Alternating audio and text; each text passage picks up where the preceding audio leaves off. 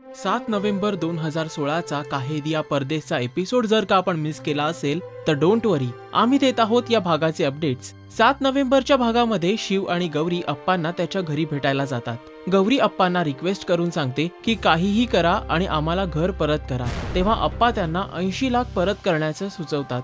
शिव त्यांना सांगतो की जो काही गैरप्रकार झालाय तो निशानी केलाय आणि सावंत अकारण याची शिक्षा भोगतायत। अप्पा त्यांना निशानी केलेले कुकृत्य सविस्तरपणे सांगतो। शेवटी गौरी आणि शिव अप्पांना विनंती करतात की जमलं तर माझ्या घरच्यांना बेघर होण्यापासून वाचवा, तसंच आम्ही दोघे तुम्हाला भेटायला आलेलो हे आमच्या वडिलांना कळू देऊ नका। शिव गौरी खाली येतात त्याच वेळी गौरीचे वडील सुद्धा अप्पांना भेटायला आलेले असतात। शिव गौरीला त्यांना पाहताच लगेच लपतात। सावंत अप्पांना भेटतात आणि सांगतात की गौरी तुळशीच्या लग्नापर्यंत आमच्या घरी असल्यामुळे मला घर खाली करण्यासाठी थोड्या दिवसांचा अवधी द्या। ती बनारसला गेल्यावर मी स्वतःहून घर सोडतो। अप्पांना सावंतांची दया येते आणि ते सावंतांना सांगतात की तुमच्या घराची रिडेव्हलपमेंट होईपर्यंत तुम्ही तिथेच राहा आणि मला दर महिन्याला भाडं द्या।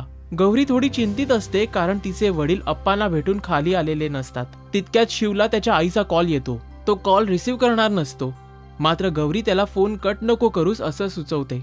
शिव आईला सांगतो आपल्यामुळे गौरीच्या कुटुंबियांवर रस्त्यावर येण्याची पाळी आलीये आणि या सर्वाला आपण दोघेच कारणीभूत आहोत। तो संतापून आपल्या आईला सांगतो की या कठीण प्रसंगात मी त्यांना लागेल ती मदत करणार आहे आणि रागाने फोन ठेवून देतो। काहे दिया परदेस या मालिकेचे अपडेट्स जाणून घेण्यासाठी पाहत रहा राजश्री मराठी। नमस्कार, मी Sayali Sanjeev. Do subscribe to Rajshri Marathi.